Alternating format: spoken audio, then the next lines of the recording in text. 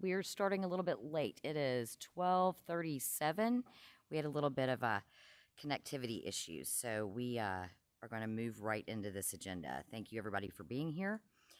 Pursuant to the provisions of 2.68.030 of the Metropolitan Code of Laws, please take notice that decisions of the Arts Commission may be appealed to the Chancery Court of Davidson County for review under a common law writ of certiorari. Any appeal must be filed within 60 days after entry of a final decision by the Commission. Any person or other entity considering an appeal should consult with an attorney to ensure that time and procedural requirements are met. Okay, again, welcome everybody, and want to go ahead and take a minute. Can somebody move forward on the slides, please? Yes, thank you. And read our land acknowledgement that we begin every meeting with. Metro Arts stands and holds space on the unceded and sovereign lands of the Cherokee East, Yuchi, and Shawnee peoples who have stewarded it for generations. Every community owes its existence and vitality to generations from around the world who have contributed their energy to making the history that led to this moment. Some were brought here against their will, some were drawn to leave their distant homes in the hope of a better life, and some have lived on this land for more generations than can be counted. We acknowledge we are all standing on ancestral lands, and we honor the thousands of enslaved African peoples whose lives were physically and spiritually stolen. We pay respects to elders, past and present. Metro Arts invites you to join in our commitment to knowing our Native communities in more meaningful ways in alignment with our restorative arts practice. And again, thank you, everybody. Is there a public comment or any public comment here today or presented prior to the meeting, Vivian? We do not. We don't have any submitted or in person today. Thank you so much. Okay, moving on into item C, approval of minutes from May 22nd, 2025. And I've reviewed them, and if you all have, we can take a motion with either changes, if you all see any, or a motion to approve as is. I was absent on May 22nd at my niece's wedding, so I will not be able to make a motion for this.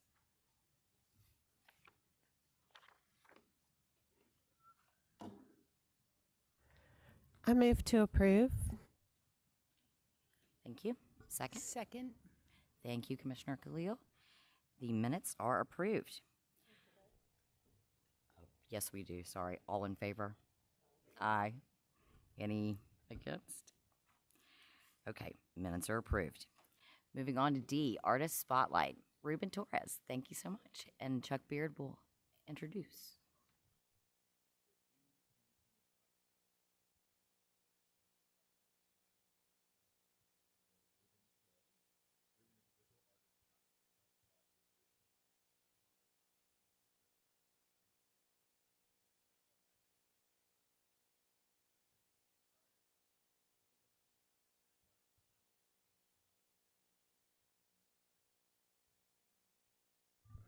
Thank you. No? Good? Okay.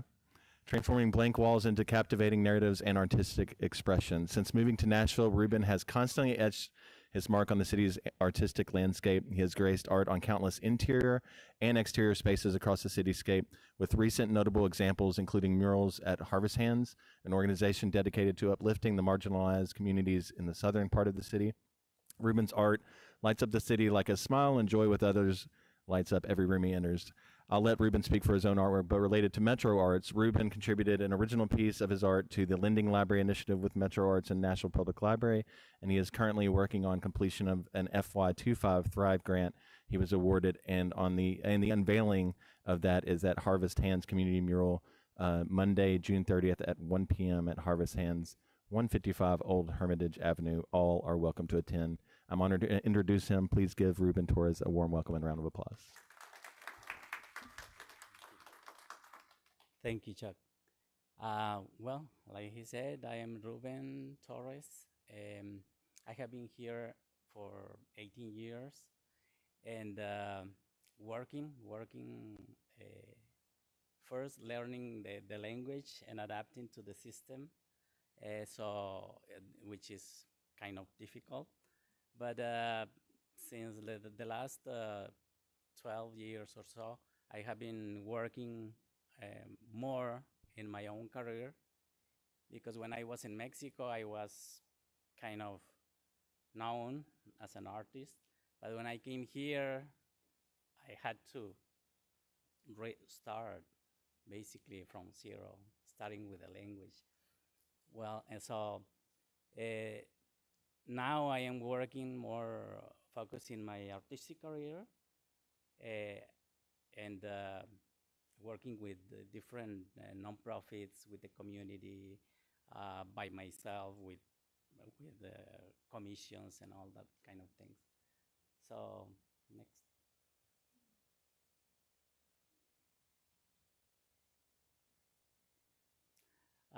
This picture is a mural I painted in 2022, 22, at Casa Azafran. Connection Americas commissioned this, and was a whole experience. I just had 6 weeks to complete it, and was with the deadline. The deadline was September 15, and the intention was to unveil the mural and giving the kickoff of the Hispanic Heritage Month of in that year, and was unveiled by Mayor Cooper. This mural was commissioned by Southwest, the airline, and for Turnip Green, the recycling nonprofit, which is one of my favorite places. But yes, Southwest asked me to do something for the community. They had gardens at the time. I don't know if they still have them. Turnip Green. But they had gardens, so that was the intention to do something with that subject. And I included the airlines, the paper airlines, and one of them with the Southwest colors. One of my specialties, I can say, is painting techniques or art techniques in general, and I am very versatile, so it doesn't matter if it's acrylic oil or it's traditional or modern. I am very, very interested for that since I was a little boy. So one of my favorite artists is Vincent van Gogh. So I study his technique, but when I study the techniques, it's not trying to replicate the image, and doesn't matter the texture. I studied them in depth in order to get the closer I can from their technique. So I studied his technique, and I wanted to make a good painting with that technique, but my own. So I did the my self-portrait, but looking like if Van Gogh made it. So that was the intention, and I think I got good clothes. One of my favorite subject matters in painting, in art in general, and in everything in society and in everything in my life is social justice. So this image is you can see very different technique than the other, but this is acrylic on wooden panel, and it's like 36 by 48, and it's the portrait of a girl from the Mississippi raids. I don't know if you knew about that when the zero tolerance times, and they were incarcerating families. So it was crazy. So in the Mississippi raids, the parents were taken by ICE, and the kid, and nobody show up in the schools to pick the kids up. So there were lines of kids crying and in this position. So I just wanted to speak out through my art, and I did a series of a few of these paintings. Well, this is a very small painting which was acquired by London Library, or I don't know if Metro Arts. And I'm very proud to have that, because I tried to make it bigger. These paintings, I made a series of small paintings, and the intention was having them like sketch, like I wanted to do it bigger and more impactful, and I did it, but I still love it more the small ones. Have all the expression, all the improvisation, and that is what I like of this piece. It's very, very small. It's 8 by 10. It's very small piece, but I love it. Well, this is a picture of the studio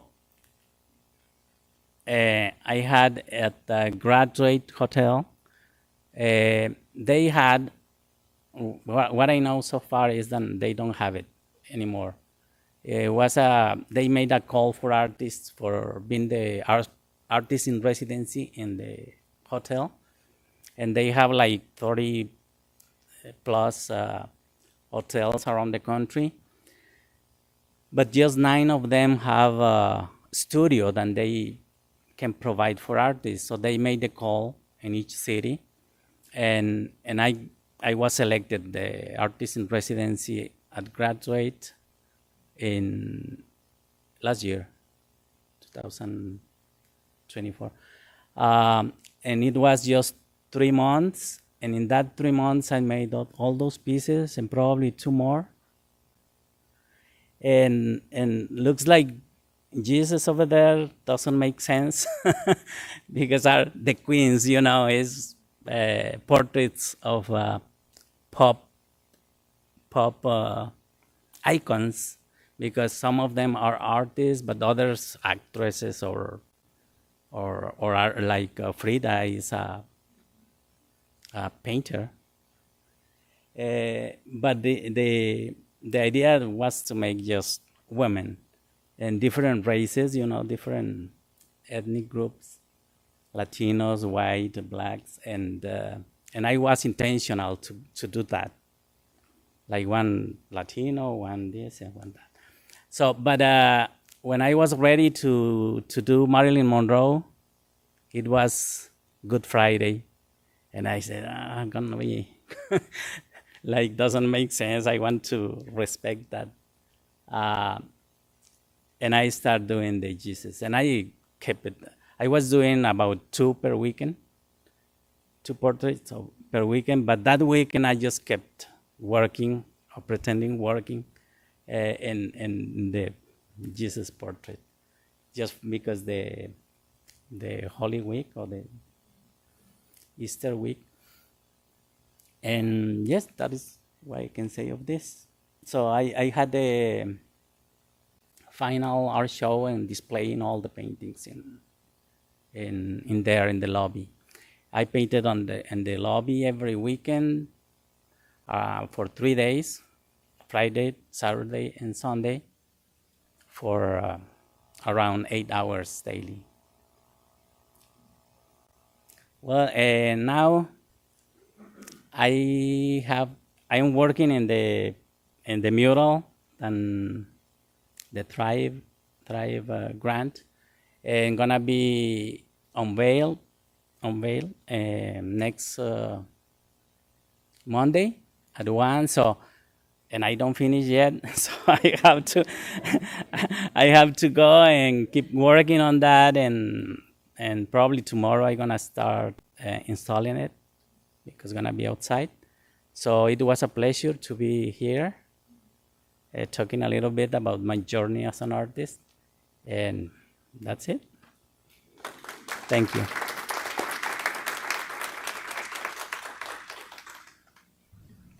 Thank you, Ruben.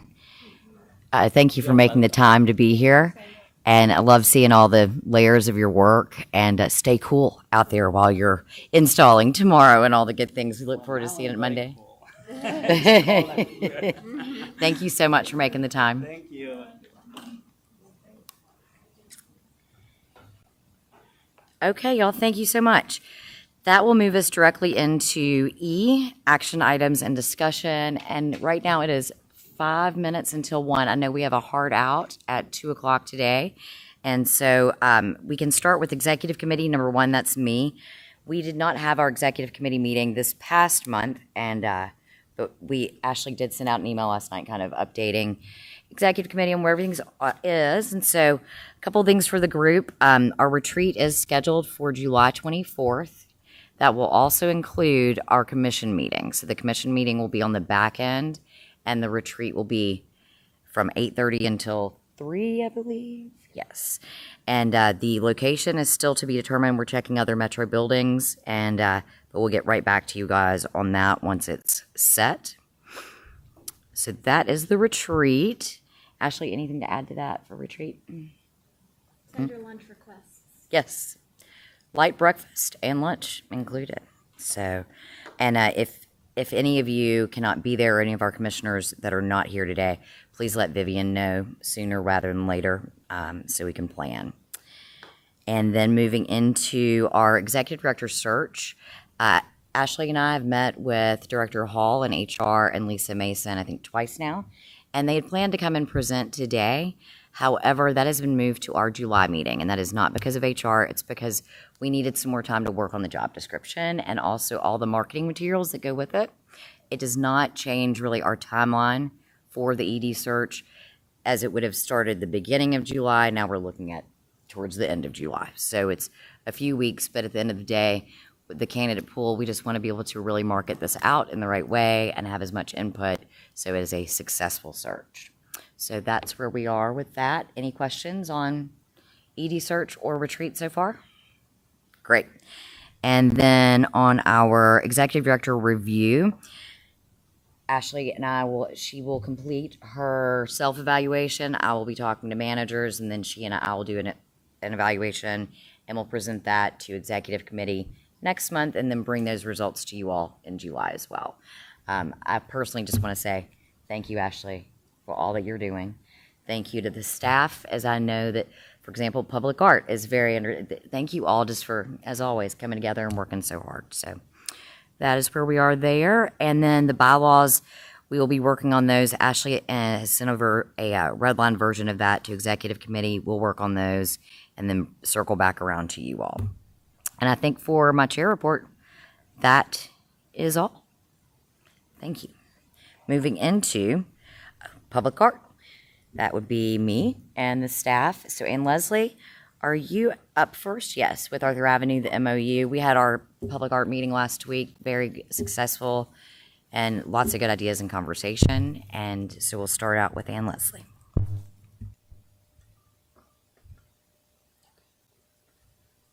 Can you all hear me?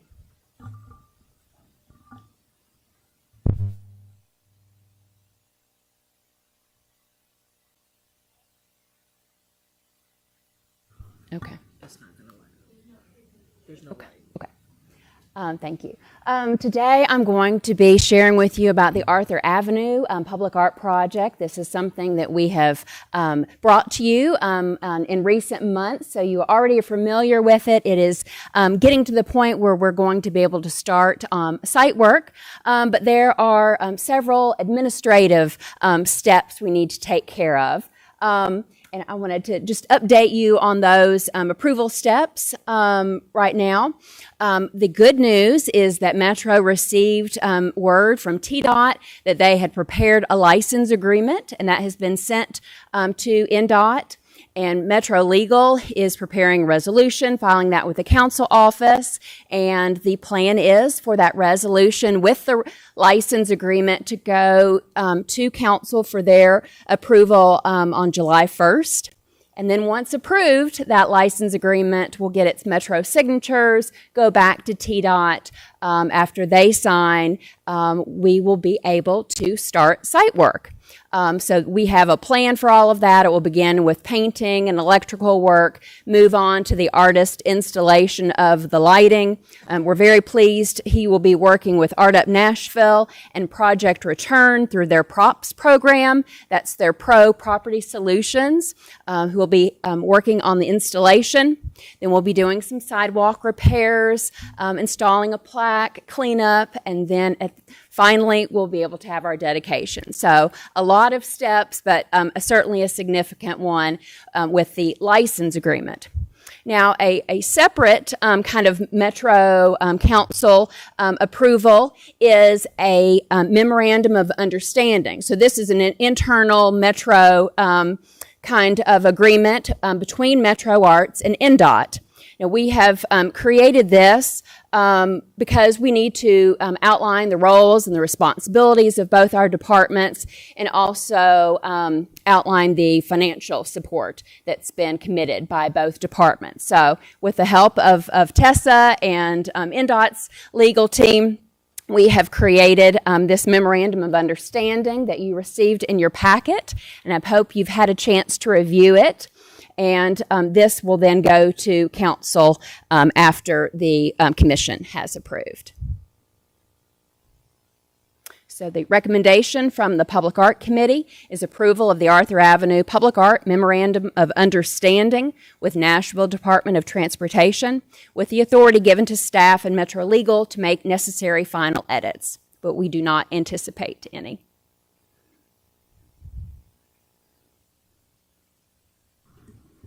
Thank you, Ann Leslie. Any questions and discussion on this? I can speak for Public Art Committee, and Commissioner Khalil was there as well, that this has gone through PAC and is ready for your vote today. But questions before we go into it? Any at all? Great. Okay, I can take a motion. I move to approve the Arthur Avenue Public Art Memorandum of Understanding. Second. Thank you, commissioners. All in favor? Aye. Aye. Hi. Thank you. Motion passes. Thank you, Ann Leslie. We're super excited about this. And thank you, Tessa, for all your work on this MOU. Really appreciate you. Thank you. Okay. Next up is Attilio, the Nashville Youth Campus for Empowerment, the Public Art Project. Excited? Hi, yes. Good afternoon, everybody. So I just want to give a quick update about our project. So our call to artists closed this past Monday at 11:59. We had a lot of goals, and I'm proud to update you that we broke a previous record of submissions, which was 126, and we got 143. We did a lot of work. And I was just, thinking over how, how's it that we got to this point? 'Cause people may think, that's not a big deal, but actually it is, in terms of how we reach local and then also artists around the United States. I'll even say that we even reached, a couple of people in Europe that they applied and obviously they're ineligible. So, but I have some statistics I just wanted to share with you really quick. If you can go on the next slide, please. And this is just, just showing, our efforts and, what we've gained from it. Total was 143, and consider the commission, right? At the time, we did a lot of research earlier in the year in terms of like trying to find that sweet number of what would be appropriate for this. And Campbell, you're pivotal in that as well too, to identify that number. And I just want to give the comparison to the previous amount of 126. Back then it was, 650. Think about inflation. That was a lot more. We definitely attracted a lot more people this time around, right? So I think it really, really reflects on the efforts that we put in. And let me just continue a little bit about the stats, but I broke them down into, state comparison between greater metropolitan cities, and then so what did it look like for Tennessee itself? As you can see, we're at the top in all categories. Tennessee, received the top with 26, and then followed in regionally. And when I mean regionally, it's Murfreesboro, anybody's in that our small vicinity, which was again at the very, very top. And then Davidson County, what does that look for in Tennessee itself? We definitely got 18, and I was really impressed and glad that we got so many of those artists. But with all that to say, I can't thank everybody in this department, because I'm going to say that there wasn't one individual in this office who didn't have a hand in this, who didn't at some point me approach them and annoy them, and they stopped what they were doing to assist. Whether it was reviewing documents, whether it was just sharing things, whether it was coming up with new events, everybody. We did a lot of new things, yeah, I'm really proud of what we've done. So we have a solid team, and I think a lot of people don't really see behind the scenes, but these individuals put in a lot of hours. We're talking about 10, 11-hour days, and sometimes weekends, and Ashley doesn't sleep. So I'll say that. But yeah, if you have any questions with regards to this, I'm more than happy to discuss it. I have one other update after that. I will talk about this, but I just want to stay focused on this right now. If anybody has any questions. Not a question, but just a great big thank you to everyone in the office, to everyone, to you that's worked on this, to Ashley for reaching out in some kind of different paths, to our several council members that sent this around for us. But knowing how much effort and hours have gone into this, I just want to say thank you. No questions. Thank you. I have something to say. What I've seen as a new kind of new a little bit advanced commissioner, I've seen many changes in the commission with the staff, and I'm very proud to be part of this group because I know everybody works hard and they collaborate, and all of you are together and working along with Ashley, and I feel so happy that we have a variety and a diverse community participating in this applications and the grants. And thank you for what you do and all of you behind scenes. Gracias. I apologize. I may have missed this. You may have said it. What do the three boxes at the bottom of the slide represent? So 26 in Tennessee means what? I'm confused right now. Okay. So the first one, I'll break it down. State, right? These are the top 5 states. And I just wanted to give you comparison on how many submissions came from each state. That's one. Second, I wanted to give the comparison between greater metropolitan cities, right? So, I see New York, New Jersey, Newark, they're right next to each other, right? LA, I'm from LA, so I was just putting everything that I know. Same thing with Bay Area. So I wanted to give that comparison of where larger cities, and because I heavily went in and looked at a lot of our partners out there and publicized it, right? And we pushed it. We pushed it.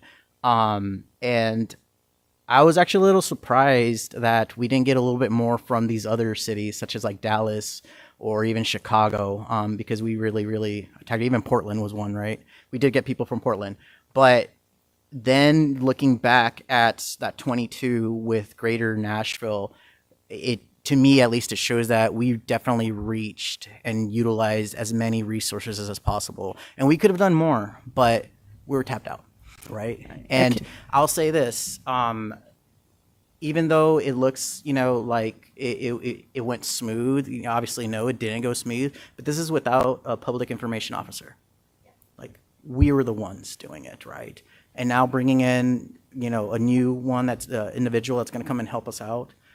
Not to set the bar, but I think it's going to definitely help us all, and we're going to be a lot more efficient, So I think this is stepping off to, segue a little bit, but once we have a fully, staff with what we have here right now, it's only going to get better. you know, so. Okay, thank you. Yeah, definitely. Because the math wasn't mathing for me. I was like, I think that's what that means. Well, I don't, you know, But number that one, doesn't equal 143 after I was I doing don't do math. math, so I could be very, very wrong. And right. Yes. Yeah. Anybody else? Okay. One thing. Sorry. I also have a call to artists right now. I just want to give a reminder with our call for community members, community panelists. We're still taking applications. The call is going to close on July 7th. Please, again, just as with the previous call, send them out to as many people as possible. We're looking for different voices. We're looking for new voices. We're looking for experienced artists, experienced community members that are, you know, fit this bill. Yeah, we would love to see that. So if anybody has any questions regarding that opportunity, I'm more than happy to speak about it or answer any questions. Thank you so much. And yes, so the deadline is July 7th. Correct, at for 11:59 p.m. Selection panel. Correct. For the NYCE. So if anyone is watching or if any of us know someone, please encourage. And yeah, and there's a requirement living in Davidson County, or is that regional? Strictly Davidson County. Got it. Yeah. Strictly Davidson County, yes. Thank you so All right, much. thank you very much, everybody. Thanks, Atilia. Next up, we have Luby Community Center Mural Project. Masanya. Thank you. Can everyone hear me? Good afternoon. I finally made it up to the podium. But for good reason, just wanted to report that we have finished Luby's wall mural project. First of all, big thank you to Parks, who owns the site, the community center. They have been fantastic partners throughout this process. Big shout out to Creative Girls Rock, the artist, lead artist Alicia Morozic. Phenomenal job at really conveying the message and the community's vision and bringing it to life. And gonna move very quickly here. So it is finished. You're more than welcome to stop by before we actually do the unveiling and official dedication. But we plan to do that Wednesday, July 16th. So go ahead and mark your calendars. That'll be from 12:30 p.m. to 2:30 p.m. The location will begin inside the Luby Theater and outside of the community center. And we have invitations coming soon for you all. So stay tuned for that, as well as some artist content. So we look forward to sharing that with you all soon. And the next thing will be the project closeout. So thank you so much, and I look forward to seeing you all soon. Thank you. Thank you, Ms. Anya. I know how much work has gone into this and coordinating everything, and just a great big thank you, and to all the participants in Alicia and Girls Rock, and just everything. Thank you. Okay, moving on into, thank you to everybody for public art, and now we're moving into Grants and Funding Committee. Commissioner Lefkowitz and staff. Okay, hi. Thank you so much. The Grants Committee met last Monday, not this past Monday, but the Monday before, and had a productive meeting. And so we do have some things to bring to you today to approve. First of all, thank you to every one of you for being here today so that we can get this through. We do have we're working on a timeline in order to advance this. And so it was necessary that we be here to vote today. So thank you. And Ashley, I'm just wondering, would you be okay with walking us through? We have 3 things to take action on. The operating grant criteria and guidelines, which you received a copy of. The Thrive grant criteria and guidelines also. And then the grant panelist criteria. So you have those three handouts in your packet, which you received. And then Ashley's going to go through kind of the things we need to vote on in particular. Okay. So you have the full copies of those 3 things in your packet here, and what we did in Grants Committee meeting the other day, I went through them page by page. I'm not going to do that here, but what I do have on the slides are really the summaries of each main area within the guidelines. And so we'll start with operating, and what I did throughout the slides is note where we've updated specific points or which points are new, and where there's not changes, they're not indicated as being changed. So we'll start with operating. So what we have on the slide here is the criteria for operating, which is really not different from what it has been. Our operating support grants are for arts organizations that have a business address and conduct most of the programming in Davidson County. Eligible expenses for operating support grants include, salaries, program costs, et cetera. There's no change to that from previous years. The only the criteria about background checks, which was implemented by the commission in the previous cycle, is just slightly changed for those background checks to be within the last 5 years. In the current cycle, it was 2 years. So we've changed that to 5 years, which is much more typical when you see this implemented. So that's the criteria for operating grants. And if you go to the next slide, this is the funding formula. So we are maintaining the same overall basic structure of our operating grants that are based on organization budget size. This is micro, small, medium, mid-sized, large organizations. Based on most recently completed 990, and that is what is used to determine the grant amount. We did not change the definitions of those categories. By definitions, I mean like the actual budget amounts. So we maintained that from the last year. It could be something that we look at changing in future years, but not changing it for this year. What we did implement that is new is a size transition, and so this is for organizations that are 10% over the maximum threshold when we look at those size categories. So for example, if an organization has a budget size of $105,000, that is 5% over the threshold of moving between small and medium organizations. And so for organizations that fall in that just over the threshold, they'll be awarded the midpoint between those two categories. So it just makes it more of a gradual change between categories instead of sort of a sharp change that we saw that showed some data anomalies this year. And we've talked about this in grants committee. So if you have any questions about that, I can explain it more. But that's just to make those transitions a little less abrupt or surprising for organizations. And then applications that score 70% or higher on their application will be eligible for funding. So this is not new from the current cycle. This is really like a pass-fail method. So everyone who scores 70 or higher is eligible to receive an operating grant if they meet the criteria and their score is within that 70 or higher. And so in your packet, the guidelines include the scoring rubric. That's the same as this year. The scoring rubric has always been available with the application. And so for micro, small, and medium organizations, that's a 16-point scale. What's noted as updated here is that in the previous year, micro organizations had an option to answer just one question or all 4 of those questions. And we just saw that got a little, the inconsistency wasn't necessary when it came to the scoring process. So we've just made that standardized. So micro, small, and medium organizations all have the same 16-point scale, and mid-sized and large organizations are scored on a 24-point scale, a 24-point rubric. So that's not a major change, it's just a little update. So on this slide, this just shows additional guidelines that I wanted to pull out to make sure everyone is aware of them. We are implementing a new correction period during technical reviews. So essentially what this means is that staff complete technical reviews. That's when they're just reviewing to make sure that the applications meet the basic eligibility requirements.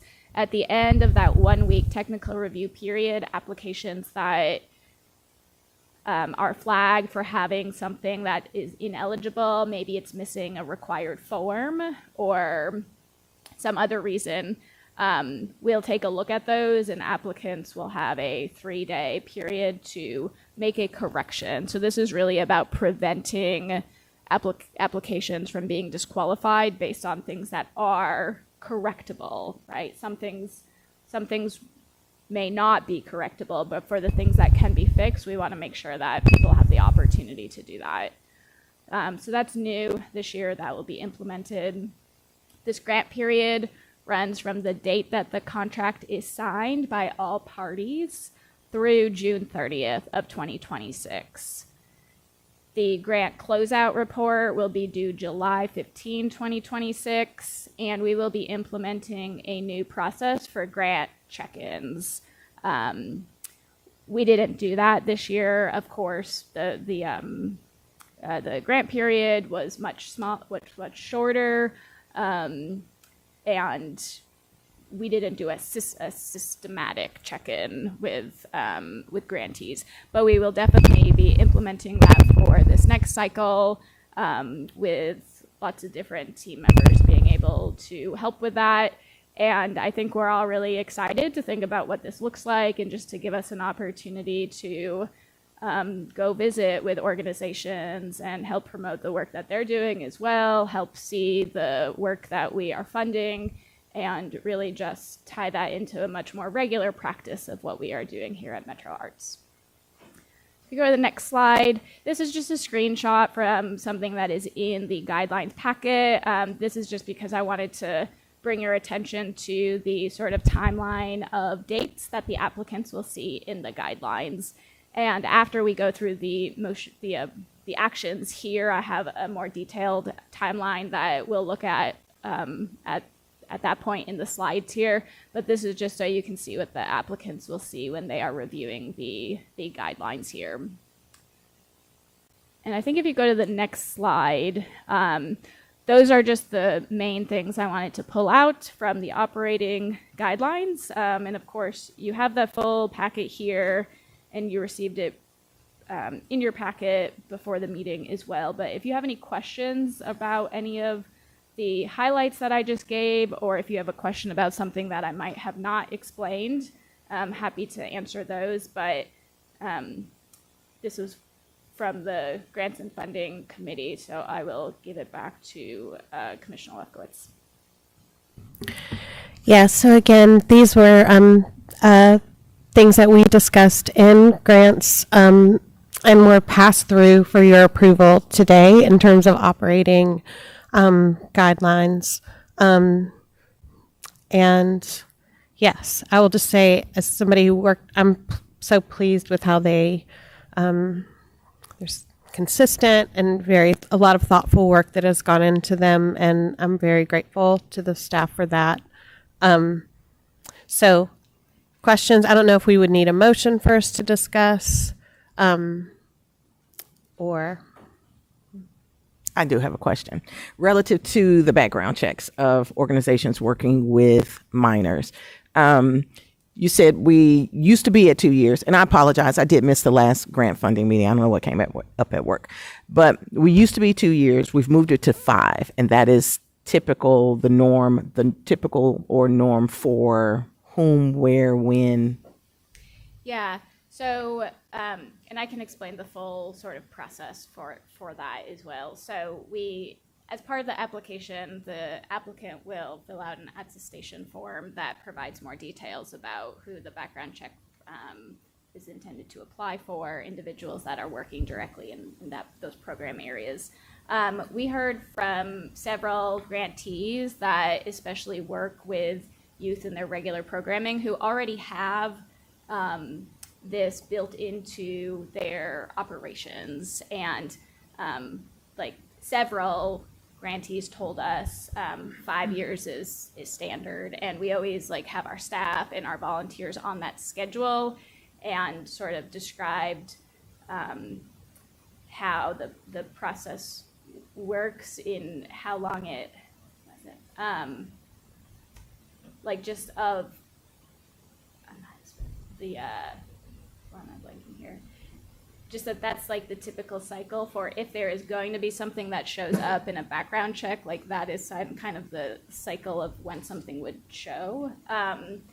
And so we did some research as well with other metro departments, asking for similar policies, and just determined that the 5 years is much more typical. And we thought that that best aligns with the practices that probably are in place for a lot of these already, that also meet the intent and is not becoming something that's burdensome or unusual.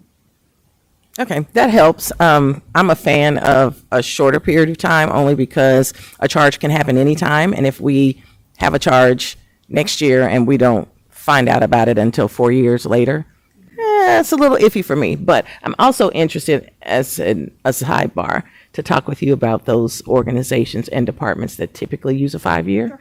I'd just be interested to know. Yeah. Thank you. I have a question.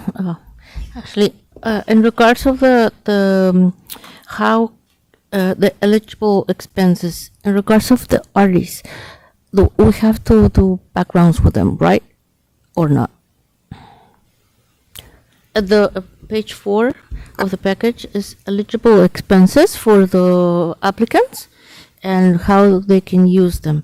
And I just want to clarify.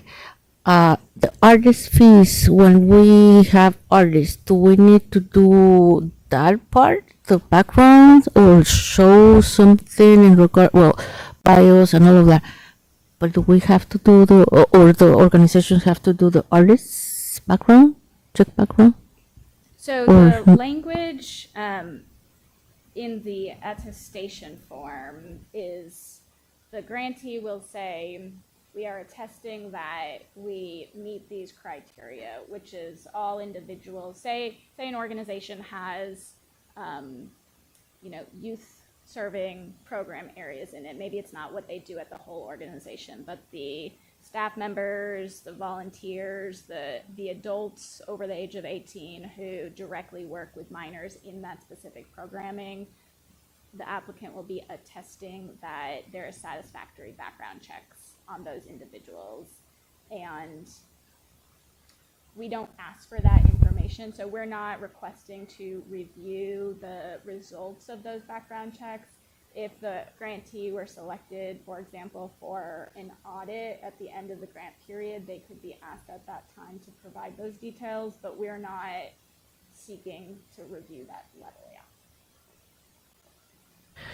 I'd like to say too, in regards to background checks and just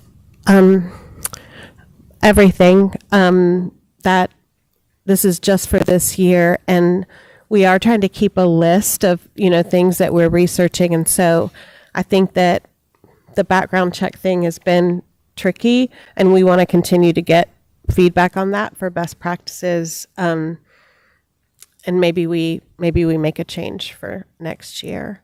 But that's on our list to kind of keep exploring in grants committee as well. Are there any other questions about? Tell me. Just one. Actually two. So looking at this, there are no score carrying over in operating, right? So that is not happening any longer. So everyone will apply, you have a fresh score, and there's no score carrying over. So that's something I think that we all kind of wanted to see. So thank you all for bringing that in. And the other piece is, so closeout for this fiscal year is July 15th. Is that right? Okay. And then in the proposed timeline, we're opening July 16th for operating. So current operating grantees need to make sure they close out in time before starting a new application. So the language in the guidelines say that if a grantee has outstanding reporting requirements from a previous cycle, I don't want to misread what it says.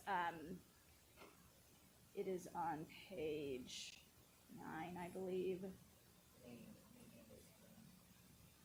Yes. So it says a grant application may be denied eligibility if these requirements, with one of them being reporting being up to date are not met. The way that I would implement this, it doesn't mean that they cannot apply on that day. We can't prohibit somebody from applying. But if when we get to the point of awarding application or awarding grants and we have outstanding reports from the current year, that is when we would need to make sure that that reporting and requirements are up to date. And we've got, when we look at the timeline, I can talk more about where we are with closeout if you have questions there. Nope, that's all I had. Thank you. I had, that just came up, I think last week after the grants meeting, and somebody had asked me just like, do I need to make sure everything's closed out? It's like, well, that's always a good practice. But when it comes down to, okay, got it. Thank you so much for all the hard work.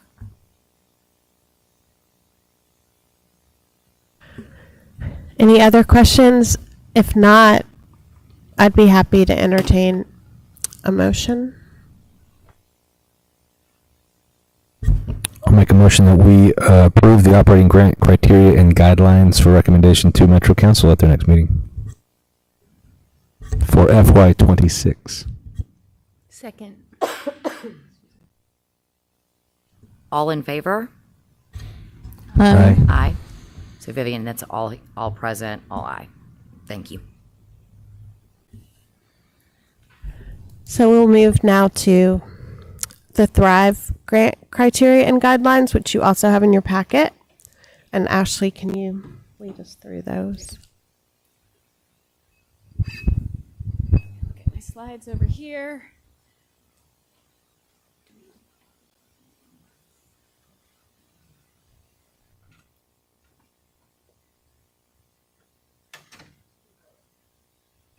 We're just going to pause while a commissioner steps out to wait for quorum to come back.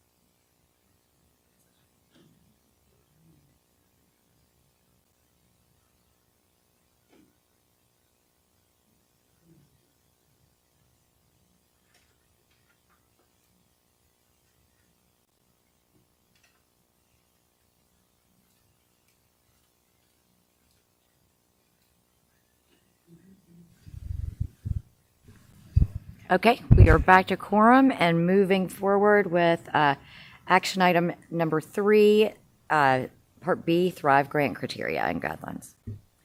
So I will run through these slides again, and again, you have the guidelines printed in front of you with the full details, but for Thrive, the criteria here, Thrive is, of course, our project or program funding, and the goals of Thrive I thought were just helpful to put on the slide here and to read out again. So this is for projects that impact neighborhoods and or communities, that actively engage residents through community input in planning, decision making, and art making, and that exhibit and promote cultural equity in program design, process, and content. So that's always been in the language about the goals and objectives of Thrive projects or programming.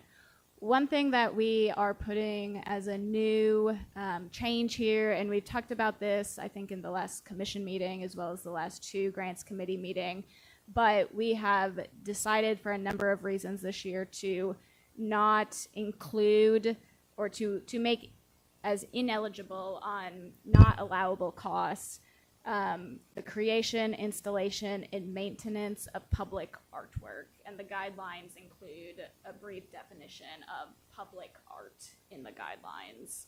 I can comment more on that if you have questions, but for the purpose of time, I'll just keep going through the slides here. So other criteria is that the project or program must take place in Davidson County. Criteria include individual artists, artist teams or collectives, or nonprofit organizations are eligible to apply for Thrive project funding.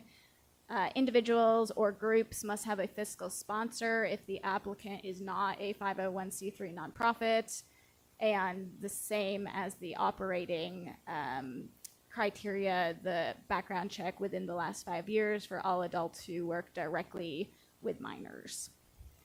If you go to the next slide, this shows our funding formula here. And so this year's application will have a $15,000 maximum request amount. I noted this as updated in this year's guidelines. Last year, this number was $20,000, but the guidelines scaled that to 75% of the requested amount. And so by putting this at the $15,000, that really is in alignment with the policy from the previous year. Applications will be scored and rank ordered on a 14-point scale or rubric, which is included at the back of the guidelines. This is updated because in the current cycle, Thrive projects were only based on a rubric of 7 points, and so this was some improvements that we made, really aligning the rubric with the goals of the program and just increasing those scales so that there is a greater number of points that projects are evaluated on.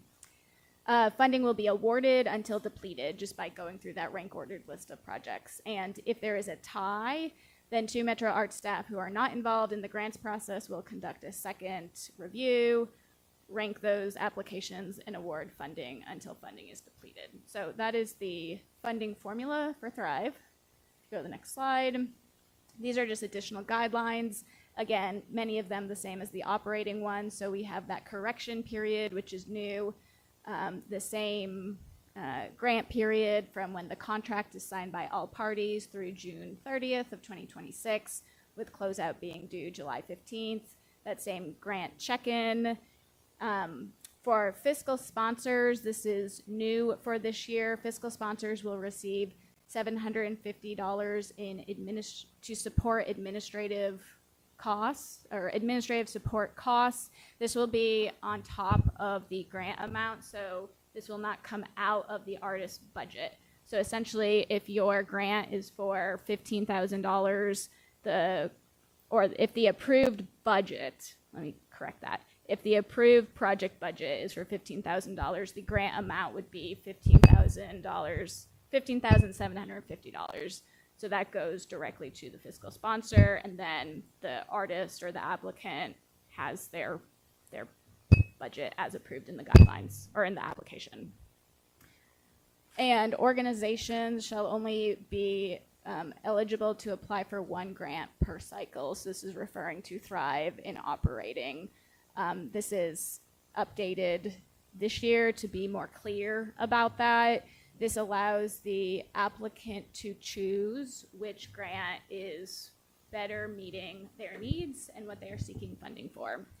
And so we're on the next slide here. So this is the same image as before, again, so that you can see the timeline of updates and descriptions that the applicants will see in their guidelines. And if you go to the next slide, those are all of the things that I pulled out for special attention in the guidelines. But again, if you see things in the packet that you want another explanation for, or if you have questions about what I just covered, happy to answer those. I also want to say in the rubric too, there is a space for first-time applicants and for people who have not received a grant before, there's an additional question for them that is not scored but is informational, which I think is useful. So they're not required to complete it, but especially for first-time applicants, if there's anything that they want to add there, they can. Questions about the Thrive guidelines as you have them?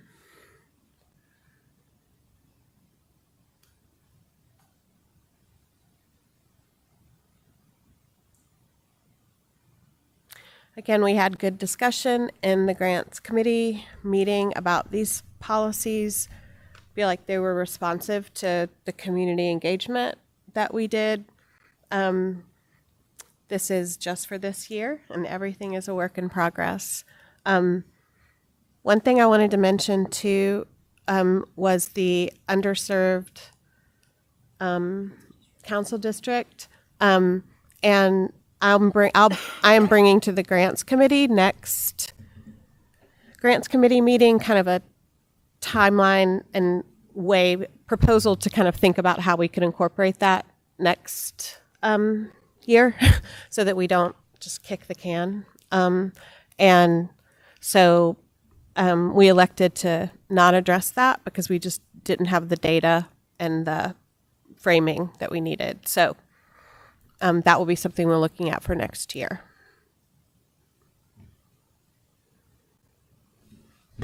I make a motion to approve the 2026 Thrive Grant criteria and guidelines ahead of their recommendation to the Metro Council.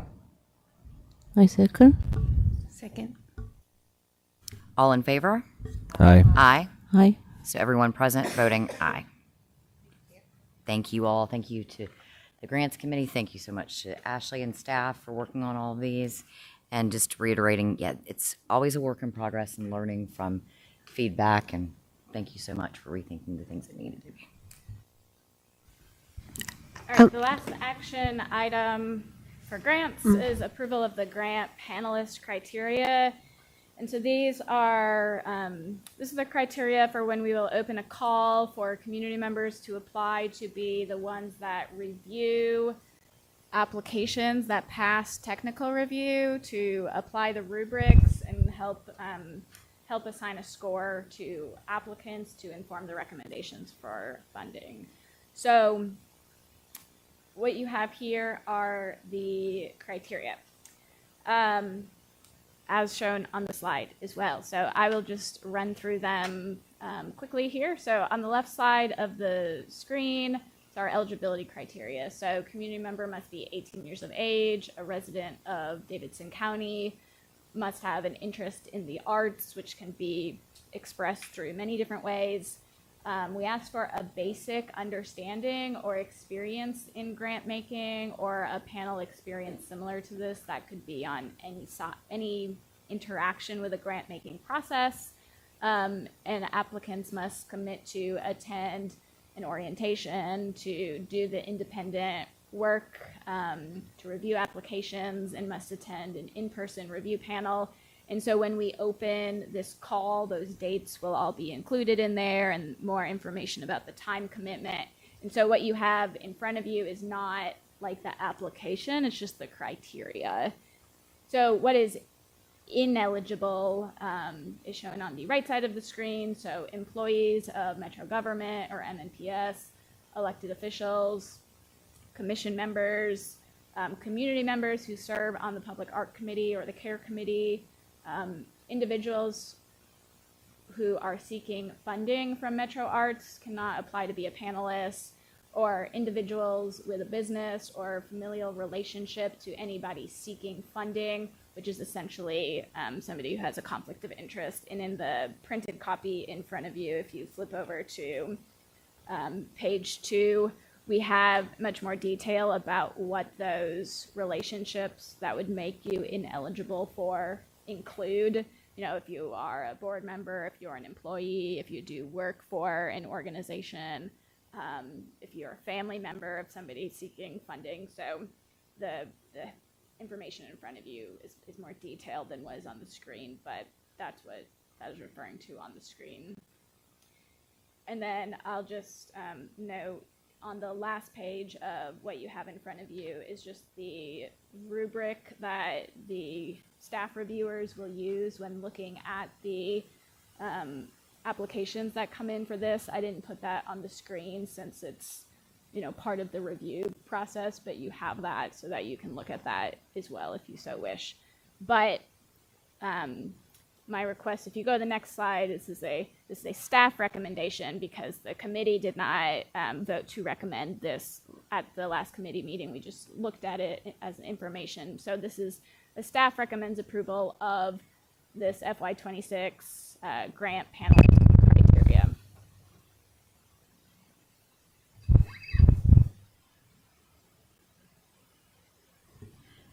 Is there compensation for the panelists this year? Yes. So this is a paid compensated opportunity. And so when we put the call out, the details of that will be included. And I can share an update about that is that we as Metro Arts, we came up with a method for how we compensate our panelists so that we are standard for this fiscal year across the different types of panels that we have, be it the public art panels, the grant panels, etc. And so we did some research and we are using a rate from an organization called Nashville Living Wage, which bases a living wage calculation on research that is promoted through the United Way and other methods. And so that rate for this opportunity is $35 an hour. And so once I look at the hour requirements that will come from the orientation, the review of the applications independently, and the in-panel day, we'll calculate what the stipend will be for the whole service.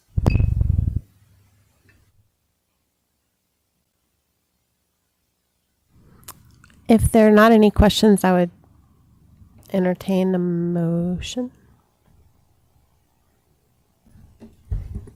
I'll make a motion to approve the FY 2026 grant panelist criteria. I'll second that. All in favor? Aye. Aye. Any against? The motion passes. Thank you. All right, I will just keep moving along. The timeline that you have printed and is also on the screen just shows our scheduled out plans for carrying this work out. The first date on the timeline is what we are doing right now, and then the approval process is mapped out through our anticipated council approval date. We'll be bringing this resolution for the council to consider and vote on for July the 15th.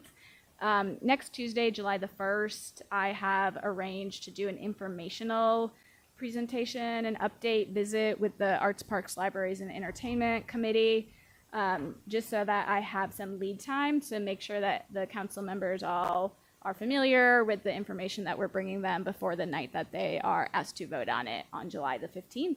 And so if you'd like more information or if you're interested in attending the Apple Committee along with me, you are all invited to do so.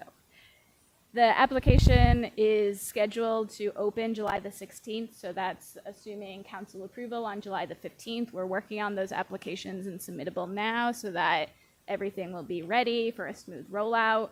Applications will be open for that 1 month period. You have the dates here when we plan to put the call out for our panelists, when we plan to do technical review. And then we'll plan to do our review panels on September 11th and 12th. And so September 2nd is the date that we are planning for the orientation. That really moves us into September, which is when we would come back with all of the results of the scores of the applications, which will inform what we're bringing for recommendations for funding. That's when we'll also have a conversation about allocation. So that is when we will have conversations around what amount of our budget should go to Thrive, what amount should go to operating, and within operating, how are we going to distribute it among the different categories of organizations. So that conversation will happen in September, and that puts us looking at award announcements going out September 26th. That's a Friday, so I put through the 29th on the Monday, and contracting happening in October. So again, our goal for this has been grants being dispersed by the end of the calendar year, and this timeline has us on track for that, and I anticipate a smooth rollout. We've made lots of just process improvements, and we are ready to go for it, which has been a focus of the audit committee, which will be the next committee update here. But this is the timeline as we have it here. I put tentative because, of course, everything is subject to change until we receive our final approvals throughout this process. And any questions about the timeline? Just to clarify, so July 15th, you're going to be presenting before the council, right? Or Yeah, July 1st, I'll be presenting to the committee that we are assigned to. So that will be, I think I have 20 minutes with the committee. And then on July 15th is the full council, which I don't address the full council. That happens in committee. so, which one would you think that that'd be a good idea to have support? Well, I think both, but what is like you think that is more important? Or Committee most is where important? discussion happens. And so if Okay. you are interested in being part of that discussion or being able to really like talk with council members, committee is really the best opportunity for that. So that would be July the 1st or July the 14th. And I'm happy to talk with you more individually as well. Okay. Thank you.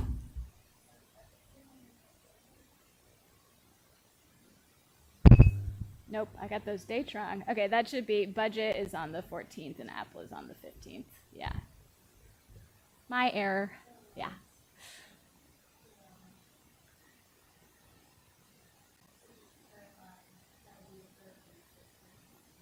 Yeah.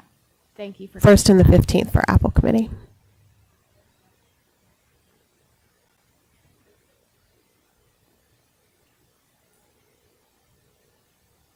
Okay. And I guess I'll just say as well, we also have the team working on like our support and engagement strategies throughout this period as well. And so we have an event being planned for the day applications open. And then we have standing in-person opportunities planned twice a week. And then we have virtual one-on-one signups that will be available, I think, for 12 hours a week that we're blocking out every week that this is open. And then if none of those work for you, you just email us and we find another time. So we have lots of built-in opportunities to connect with people as they're working on their application. Thank you so much, Ashley and the entire staff and everyone who helped get these together. Tessa with her shoulder and everything. And thank you, commissioners, for your questions and for approving these. And so, if you're able, would love to see you at Apple or, yep. So thank you so much to all of you. That's the end of grants. Thank you, Commissioner Lefkowitz, and thank you, Ashley, and thank you to everybody on the Grants Committee.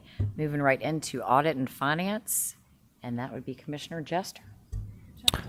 Thank you, Chair. Yes.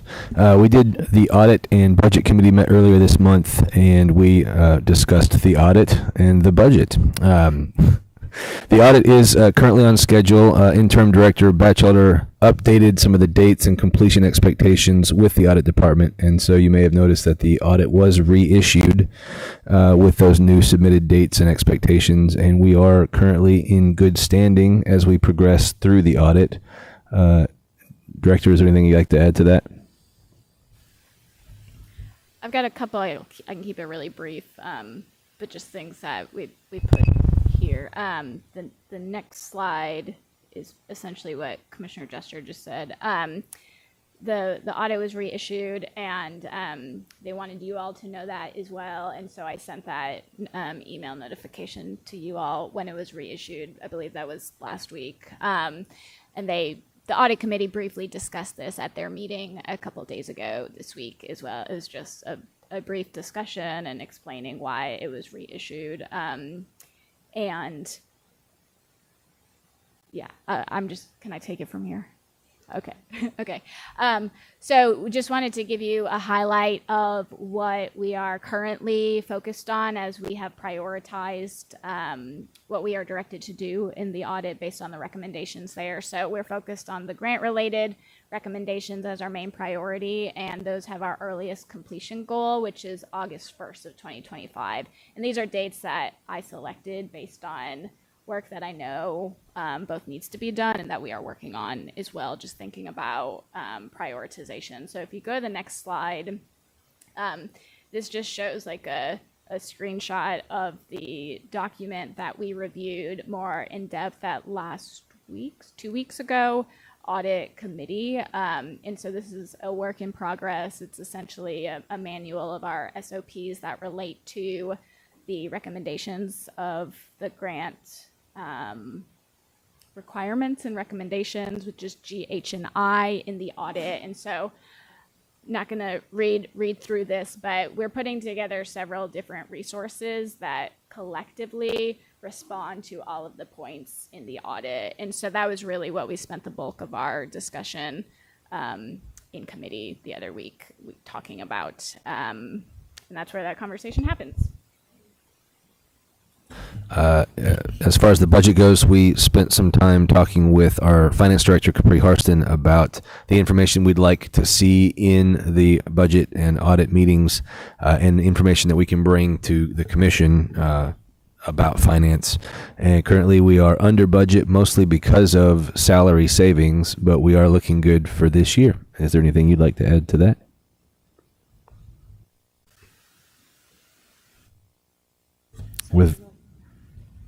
We will be getting, as a commission, little reports like we. Yes, I think in the future, as quickly as possible, you can expect to have a financial update in the packet at commission meetings. Yes.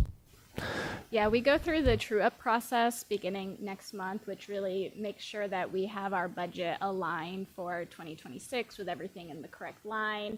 It allows us to look at what we did this year as we plan for next year. And so that's really the foundational step that we will, under Capri's leadership, focusing on that and plan to bring you something for our next meeting. Also, just thank you, Capri, for all the work that you've done and for how quickly you've brought things up to speed. So with that, I'll pass it back to the chair. Thank you, Commissioner Jester. And Ashley, again, thank you for all the work on the audit and all the implementations and changes and reviews. And now we have Mr. Chuck Beard with our community engagement update. A lot going on. It's a fast report. I know we have like 4 minutes left, so just going to go over a few things that we've done and reporting some. Ashley mentioned what we've got coming up and what we're planning, a few things that happened this week and recently. Yesterday had a coffee talk over at the 3728 building, and we partnered with MHRC and also Urban Housing Solutions, and they had the Friends Life Community Treat Truck, and we had Roast and Brews Coffee. Just want to give shout outs to those people. And it was also collaborating with the MHRC Ice Cream Social Justice and the Initiative of Humans Over Hate. And it was just a really great turnout. It was a lot of collaborations, a lot of great people, and an extra shout out for the Friends Life community members that were working it. They were just phenomenal, and yeah, can't say enough good things about them. And also last night we had a great another Metro Arts Forging Ahead taping with Carlton Atkins, MNPS teacher, and Betsy Phillips, who's independent but also writes for or works at Vanderbilt University Press, and then Daniel Jones, works for Oz, and then Kindling Arts Fest, which is coming up, and Dr. Megan Jordan, who was there. But it's just a shot of the other crew, volunteer and not, and just another shout out that you can look at those at the YouTube channel for NECAT Network, all the episodes. Yeah. And also was able to go to AFTICON in Cincinnati for 2 days. These are some shots of some of the mural, like the walk that we did, the tour and stuff, and just it was phenomenal. And showed what they're doing great, and also ran into some familiar faces. It was good to get the word out about the upcoming executive director search and other staff openings that we know of. And also saw some familiar faces like Martin from the Cultural Planning Committee that was here. You may remember him from a year and a half ago, and another friend of Dana's that works for Americans for the Art, Dana Parsons. They're all keeping tabs on Metro Arts, and they're excited about the people that are still here and the work that is being done. And I just want to share that positivity because it's nationwide, and they're still paying attention to Nashville and following our lead on some things and showing us what we should be doing too. So. Yeah, just a few more of those. And then just wanted to bookend this with the mural unveiling for Ruben on Monday, so leaving that up. But I know we have a few more other things. But yeah, if you have any other questions, feel free to reach out to me directly or afterwards. Yeah. Is it? I don't know anything about YouTube, but I was looking for those, and so they're not on our YouTube. They're on NECAT Network. Yeah. Can we have them on ours? Yeah, we can. I mean, most of these things that we've been doing with communication stuff is waiting for being consistent and having one voice. True. So again, super excited. Probably have an announcement or something else, but for the new PIO candidate, and wanted them to set the tone with everything. That's totally So we have great. a lot of pictures, a lot of content, a lot of things from all the programs, but definitely wanting that person to come in and bring their flair. Yeah, to it. that's perfect. It's good to know where it is. I'm excited. Thank you. Thank you. Thank you, Chuck. As always, so many exciting things going on, and I look. Yes, thank you.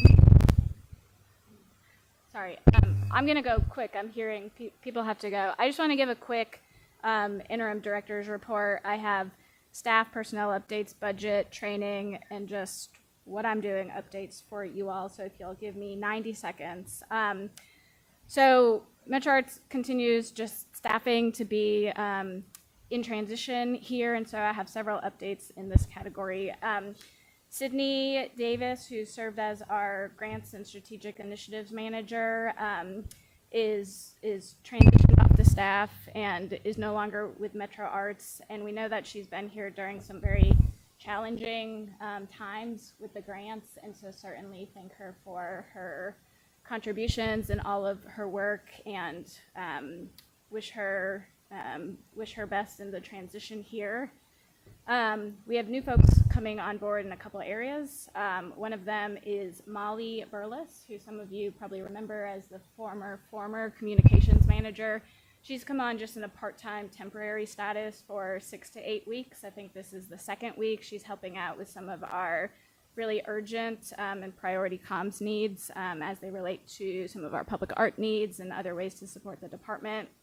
And very excited to announce our new, well, I'm not announcing details. We've made a contingent offer to a candidate for our public information manager, and so that is moving through the process, and we are looking at a mid-July start date, and so very excited for that, and this individual should be at our next commission meeting, and so I'll leave the details and the surprise for then.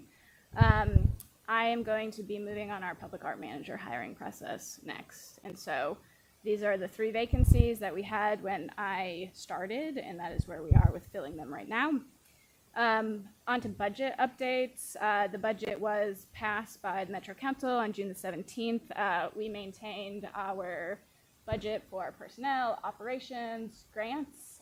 We maintained it, which means it's a flat budget year. We did get a few things in the budget.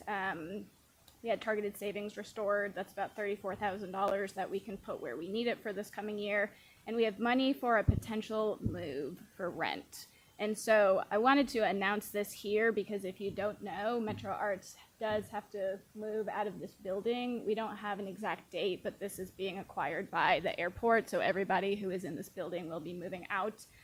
So we have been actively looking for new space. We're working with our partners in Metro to do that, but if anybody knows of any Metro-owned buildings that have space for us, we have a couple leads that we're exploring, but I just wanted to make sure everybody knows that. And we still have maybe up to a year here, but that time is feeling shorter and shorter as we're looking for where we are going to be going. And so definitely thank everybody within Metro who's helping us work on that.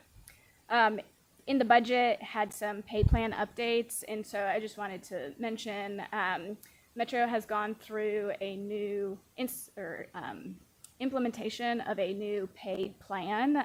It's the most structural change in the last 30 years or so, and so all of our employees are benefiting from that new pay plan, which increases the salary ranges for every Metro employee, no matter what your position is. And so thanks to HR for all of the work that they did for that as we continue to try to improve our compensation system or structure that all Metro employees have.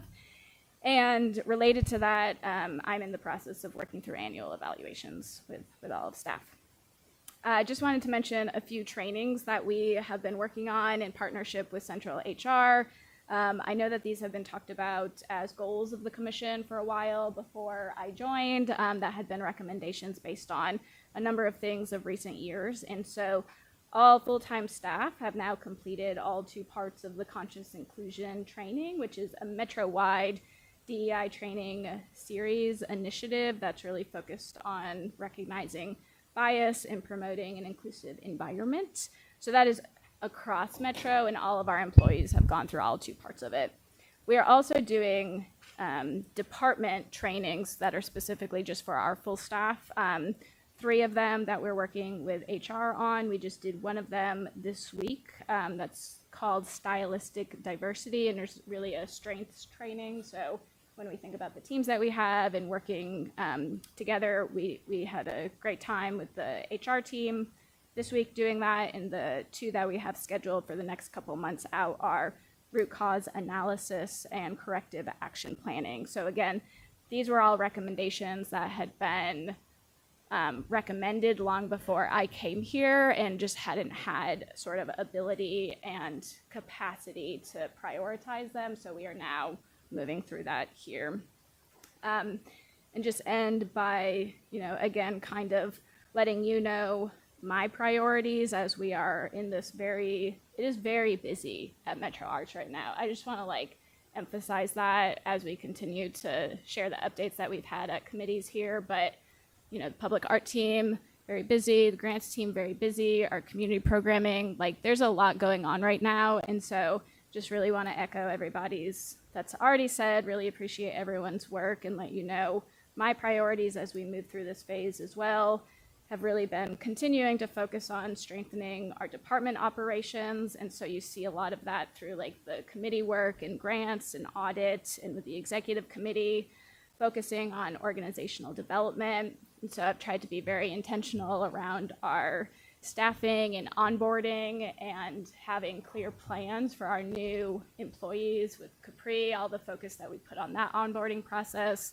and the onboarding that we'll be doing with the new public information manager as well, just organizational planning as well. And so the retreat will be a big part of that. I'm very glad that we have good attendance looking RSVPs for that.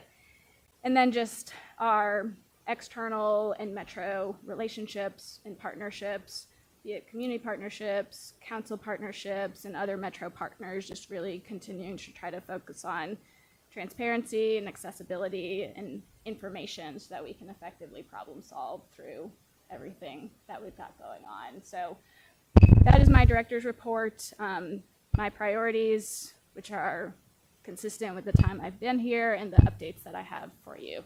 I know it's past 2 o'clock, and so if there are any questions, happy to answer them. Or we can, okay. We're going to adjourn the meeting if somebody wants to call it. Thank you, everyone. Ashley, thank you so much. You've done so much in this time. It feels like you've been here a long time, and it's been since the end of January, and all this has been done. So with that, I'll take a motion to adjourn. Move to adjourn. Thank you, everyone. Have a great month. See you next month.